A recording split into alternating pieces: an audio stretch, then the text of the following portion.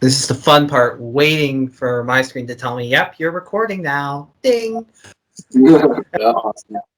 And welcome back to Thrashers Paradise, everyone. I am Colin Sterling, and today we have a very special interview for you. Something that literally took maybe under an hour to get managed to do. We're joined with, all the way from Kelowna, British Columbia, Death Machine. We're joined with vocalist Spencer, and he's also the bass player. And then the drummer, Taylor, so you know he likes to bang. Shit. How's it going? I'm doing great. How are you two doing? Really good, man. Really good. All things considered, we're doing pretty good, indeed. Kept our social distancing on. We want to stay a safe distance apart from each other as we're working on everything as people should. Well, I respect that, especially in this interview, that you two are safely social distancing from one another, because we here in Ontario are still suffering. Oh, yeah. Absolutely. Yeah. How are you guys doing out there? Like, has stuff started opening up for you all, or is it? Well, I work in the restaurant industry, so we got hit pretty hard at the beginning there, but actually we're waiting. This week we're gonna get word on whether we can open back up again. And we'll be at like 50% capacity, but we'll still be open. So that's huge. Awesome. That's great. I'm also in the restaurant industry, and no word yet here in Ontario about when we can open back up. Yeah, it's crazy. I've heard that there's restaurants in Alberta that are already open. I'm not 100% sure, but we're basically getting ready to open up here. Yeah. I'm bringing more staff in, so. Well, that's good.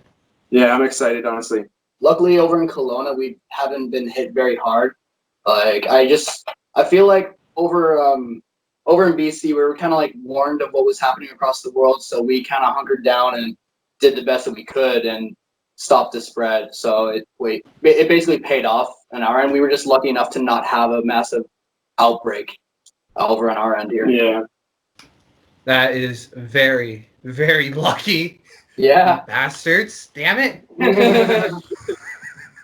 You just need like just 2 towns in your province, and then that's it, right? We just have Vancouver, Kelowna, and we're just not that populated, I guess. No, man. Shit. What I kill to be in a province like BC right now, where you can actually do stuff potentially and not have to wait. Yeah. It's slowly getting better. Exactly. Okay. Now, first question I have to ask you is, this random person from Ontario started following your Bandcamp, purchased a shirt from you guys, and then asked you for an interview. What was that like, just to have someone from out of your province know of you and want to do something with you? It was the best thing ever. That's like living the dream right there. Honestly. Having people you don't know recognize you for what you do. And really appreciating it is huge. That's why we do it, man. It's really just an undescribable feeling. Yeah. Awesome. Now, I don't know too much about the Kelowna metal scene, but what's it like in Kelowna? Well, the thing about Kelowna is it's kind of special because it's halfway in between Vancouver and Calgary. So whenever big bands are touring through, Kelowna's the best place to stop because it's got the scene is huge for the size of the town. You'll see like similar size shows in Kelowna that you see in Vancouver a lot of the time. Like the local community is huge, and you'll see like so many small shows in small bars just sell out. You know, at max capacity of like 100 or just over 100, and you'll see so many shows sell out around here. And it often doesn't happen for local bands in other big towns. You know what I mean? So it's really good to have the people really caring about the local bands in Kelowna. That's one thing that's like really different from Kelowna to Vancouver. Like Vancouver hosts a lot of shows, a lot of amazing shows. Big but bands. Then there's not enough activity in Kelowna. So when there is a show, it's never quiet. Yeah. There's never a dead silence or a pause when a band is playing. Like everyone's, well, half the time drunk, but most of the time they're using their shit. Yeah. To see a band playing before them, like even if it's all locals, even if it's just us, Apollyon, and Arcade Fire, everyone will come down from like Kamloops just to see that show and support and love it. Frankly, it's amazing. The fans are diehard here, and we absolutely love them. Mm-hmm. That's awesome to hear that there is such a love and support for the metal community in Kelowna. Now, Yeah. how hard was it for your band to kind of break into the mold in Kelowna? Not hard at all. It was pretty quick. It was so easy. We got in touch with our good friend Braden Farr from Apollyon, who was doing a lot of stuff for the scene at the time. He was doing logos, he was booking shows through West Metal Entertainment, and as soon as he heard about us, it was easy to just book a gig. We got an opening show for Ninja Spy actually, playing in Kelowna. That show sold out, and it was our first ever show. And we were shitting our pants while there was people moshing for our first ever song on stage.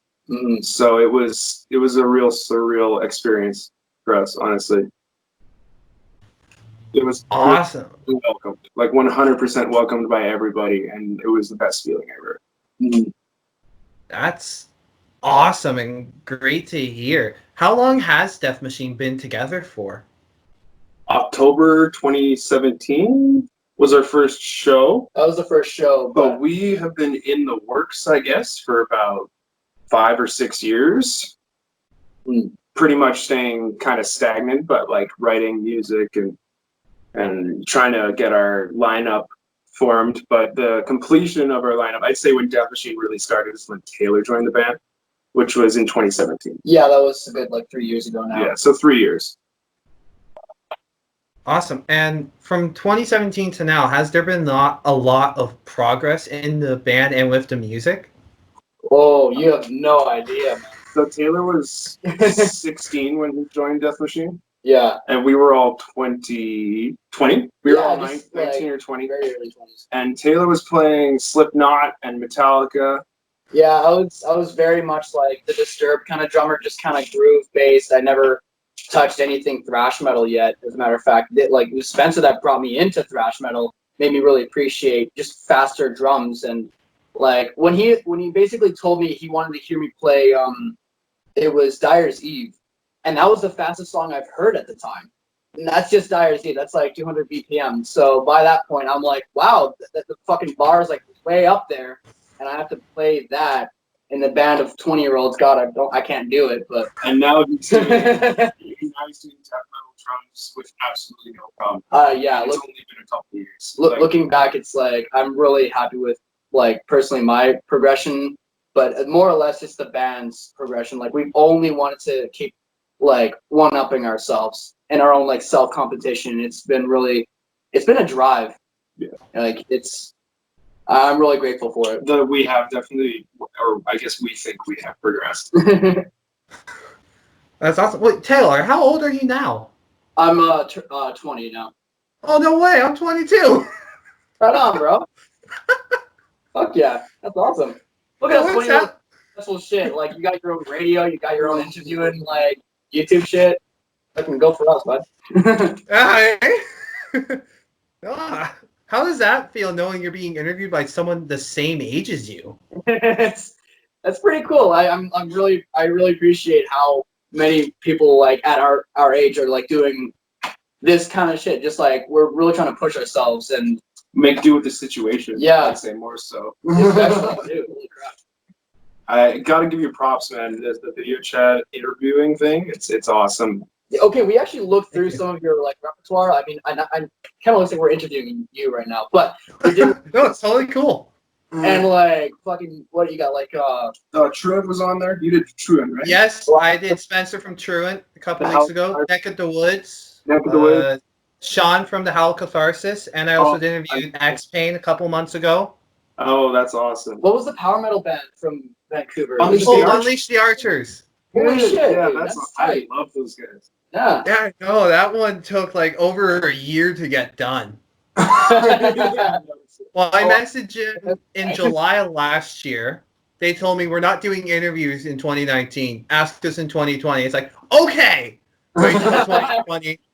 They announced they were doing a show in Toronto in March. I was just like, yes, okay, let's interview there. It was perfect. Then guess what happened? Corona. Exactly, dude. It's so it sucks because it happened the week of March break. The interview was going to be the 16th I'm so excited, and then no, taken. But at least I was able to do it. Yeah, we actually also had to cancel a tour of ours due to Corona. Mm-hmm. Everyone's Shitty. sucks. Yeah, it was supposed to happen like last weekend and this weekend. We were going to be hitting up Nanaimo, Victoria, Vancouver, and then going into Alberta with our great friends Exterminatus. But Who are just about to release an album. I'm Yeah, pretty sure. They that's just right. released a single. they just released a single. and It's it fucking tight. absolutely pops. Well, Yeah. speaking of release, Next, if you haven't, honestly. Yeah, big time. pardon? The band Exterminatus. I would listen to them next if I were you. No, if you could like send that to me, like like text it to me, please. That would be awesome. Happening right now. Excellent. No, well, speaking of releasing, you have 2 singles already on Spotify and on Bandcamp. What's next to be released? Another single, or maybe something a bit longer, like an EP? So that's something that we've been like kind of brainstorming and like, okay, basically the secret's out. It wasn't singles for an actual like bigger release. It was mostly what our budget could handle at the time. We just wanted 2 really good sounding songs instead of an overall album that wasn't quite cutting it, right? Mm-hmm. At this point, at the rate of what we're selling our shirts at right now, we're making a lot more money.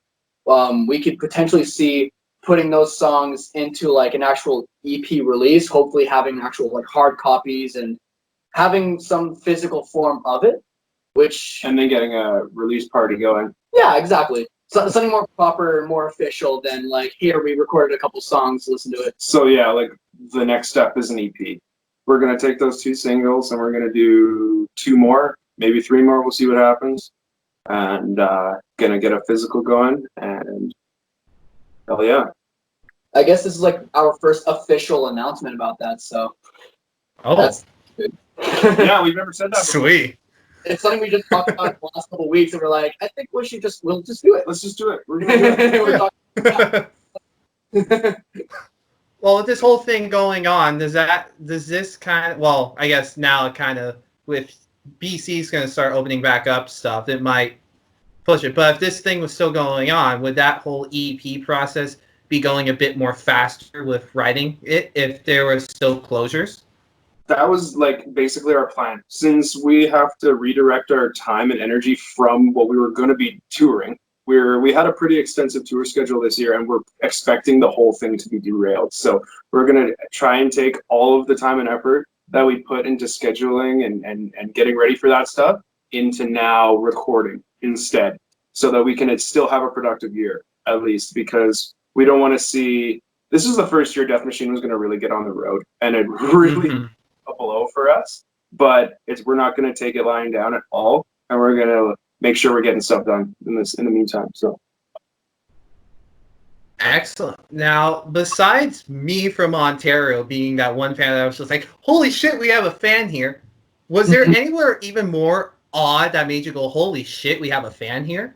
So I got a random email about a month ago from a guy named Jan or Jan. I'm not sure. It might be Jan, yeah. He might be Jan from okay. Oh. Yeah. And he was just, it was the same kind of thing. He said, I listened to your singles. I'm really loving your music. Can I purchase a t-shirt? And I didn't even think about, I didn't know how to ship a shirt to Germany. I had to think about that for a minute. I was like, hold on, can we even do that? And obviously we can. But it was just, it was the first experience for me where it was like, oh my God, we have a fan overseas. Like, that was mind blowing for me personally. So yeah, that was the weirdest one. Awesome, but you guys have been together 5 years, 3 years, if we're being technical, I guess.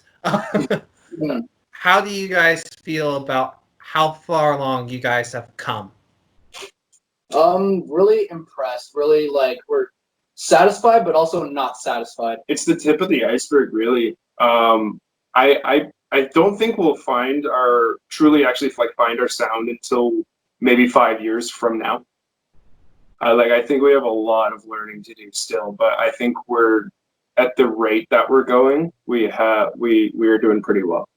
But I don't think we're there by any means whatsoever. We have to have our first release, so it's like, not a lot of bands, are around for a couple of years and are known before they have a release. So it's weird for us even saying stuff like this, without technically being out there. You know what I mean? So yeah, we can't say we've progressed if we haven't released an EP or an album yet, can we? Because there's nothing to progress from. So it's like, but as musicians, for sure, we've gotten better. Yeah. Excellent. Now, one of the main things that really, really drew me to Death Machine was the album artwork for both of the singles. Very unique, very different. Was that the whole point, kind of, when it came to kind of wanting a design for these singles? Big time. We wanted something very detailed at first, and we wanted to go with something that, like, you have to look at for a while before you get all the information.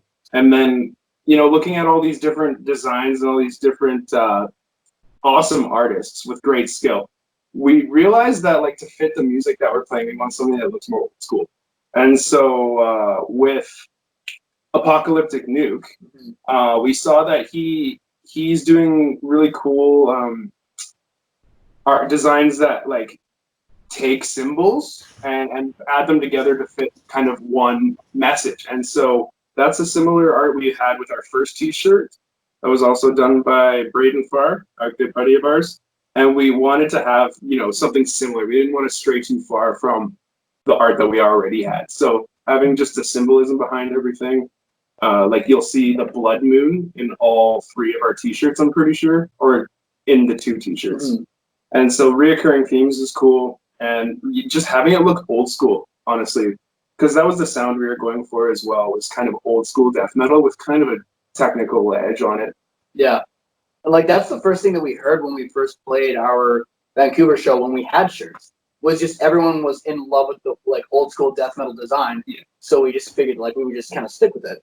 Yeah. And so we just decided to, continue on with that theme, and people have seemed to love the t-shirts. So. Well, I'd say so. I personally bought one, and I'm looking forward to it when it gets shipped. Oh, yeah, brother. Can't wait to get it. Excellent. No, so this might be a bit of an odd question to be asked so early into your career, but this is more of a fun one we like to ask here. It's about alcohol, so I don't know how you guys feel about that. Oh, right. We're good friends. Oh, no, we're good friends with alcohol. We're good friends with Al. I don't have to worry about that. Mr. Oh, okay.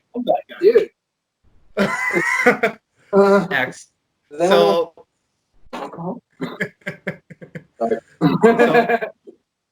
as of recently, a lot of bands have been teaming up with either a distillery or a brewery to come up with their own signature line of alcohol. Like, I can see the Lamb of God flag back there. Lamb of God recently did with their non-alcoholic beer, which I hear is really good. Slayer with Jägermeister, Iron Maiden, the infamous Trooper beer. Now, if there ever comes a time when Death Machine gets offered that, what kind of alcohol would it be, and what would be the name of it? It's definitely going to be a crafty beer. It would be craft beer for sure. Have an extensive line of ales, stouts, and that you're getting me excited, man. I work at a brewery. That sounds awesome. What would the name be, though? What would the name be? Death Brews? Beer Machine. Beer Machine. Beer Machine Brewing Company? You got it. That's a good one. Yeah, that's it. Beer Machine Brewing Company. You know what? Thank you for that question. That's our new motto. Oh, you're welcome. Beer Machine. Hashtag Beer Machine in every post from now until the end of our career. Fuck, let's do it. It's happening. Okay, I'll be watching those posts to see that. You started it. Yeah. Well done. Pardon? Awesome. Okay, now we have one last fun question to ask you. It's a question we ask all of our first-time guests to ensure we're not talking to random strangers from Germany who happen to be fans of David Hasselhoff. Because this isn't the David Hasselhoff appreciation channel. Although we wish it was. Yeah. Yes, I know. I know the Hoff is the Hoff, but I'm talking metal. No. The question is a very simple question. Who would win in the fight? Lemmy or God? Lemmy. Yeah, I think Lemmy. That's not a question. Or wait, will he just be fighting himself? Oh, no, the answer is Lemmy. Yeah. No, Yes, that's correct. Lemmy is God. No, but in this theoretical situation, if he was fighting himself, who would win? no, I think that's a philosophical question there. That's something that goes way deeper. I shouldn't even get that started. What's I'm very curious now. What have people said in the past? Like, is that what have people said? That Lemmy is God, or is that Lemmy would win? Majority of the time, it's Lemmy is God, and Lemmy would win. One time we had a band from Colorado. First, they were a metalcore band, so it explains their answer. Who had no idea who Lemmy was. Oh my god! Yes. I'm so sorry to hear that. And it was even sadder because later that night they covered Fall Out Boy, so it was a very disappointing, heartbreaking night. Yeah. Oops. We're actually aside, it was band that's metalcore, which is funny. But we're still like, we know where we come I did from. not know that. Yeah, I just like to joke around with that band about that just because it's funny still to this day. I had a French Still relevant. I had a Quebec band. The one lady, it was harsh because she actually said, well, God won technically because Lemmy's dead. And it was just like, oh shit, she got literal with it. Oh, holy shit. I mean, she's not wrong, but... Yeah. She's not wrong! We don't want to hear that. No, but yeah, that's not... No way. I mean, I don't believe in that shit, but, like, Lemmy still is alive somewhere. I believe that he reincarnated himself through the Force, and that he is still with us. Yeah. I feel him every time I drink a beer. It's just, 100%. I don't know why, but if I just look behind me, it's like I'm getting a thumbs up from him. Yeah, 100%. Every time he looks at Spencer, he's just like, can you turn the distortion up a little bit more? The gain? Yeah. Can you angle that up a little bit? It's not high enough. It's not high enough, dude. No, it was funny. I interviewed this one Toronto band. They're called Chainfall. Their bass player was Scottish. Shit you not, looked exactly like Lemmy. No way. And what made that night... But Lemmy lives on in the facial hair, honestly. That's true. Yes. No, he had the exact facial hair too. Yeah. Yeah. Shout out to our buddy Tyrone Dombowski, Ginger Lemmy. Ginger Lemmy. I wish I could just like put a photo of him into this video real quick. If you send me a photo of him on Skype, I will put it into the video. I mean, it's currently on my phone recording us, but another time. Another time, yes. Shout out. It was a thought that matters. It's a thought that matters, yeah. Thought to Tyrone. To Tyrone. Yes. May Lemmy live on forever within him. Yes. Well, gentlemen, thank you so much for taking time out of your extremely high demanding, busy schedules to do this interview with us, all the way from Ontario, where it is currently cold. Yeah. Thank you so much for having us, man. And I'm glad you guys were able to do this, and I would definitely love to have you guys come back on to do something else in the future. Absolutely. Excellent. Is there anything else you'd like to tell the people watching this on YouTube? Thanks for watching. We'll see you soon once this bullshit is over. And we can tour again. Bend the curve. Flatten the curve. Do something with the curve that doesn't make it go up. Slap the curve. Slap the curve. Stop the curve. Tell it who's boss. Well, thank you guys. Until next time, keep on thrashing. Peace out.